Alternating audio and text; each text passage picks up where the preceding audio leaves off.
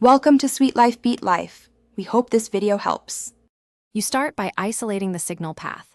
Power off and unplug, then swap the VGA cable with a proven spare and receipt connectors to eliminate loose contact. Once done, power the monitor independently to verify it displays its menu. That proves the panel works. Next, boot into BIOS or UEFI and make sure the correct primary display is selected and integrated GPU is enabled if using onboard output. These steps rule out simple hardware and firmware mismatches before deeper fixes.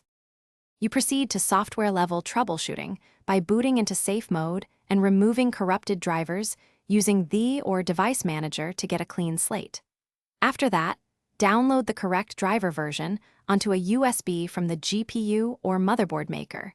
Choose a stable release if the newest causes issues. Install the driver once Windows is in normal mode and restart twice to let the kernel initialize graphics properly. Finally, confirm display resolution and refresh rate. Match the monitor's native You finish with targeted hardware actions. Power down, unplug, and reseat the graphics card and power cables, then try a different PCIe slot if the motherboard allows, because a bad slot or poor contact is common. If you have a spare GPU or can switch to integrated output, do that to confirm whether the card itself is at fault. If problems persist, verify PSU voltages and update the BIOS.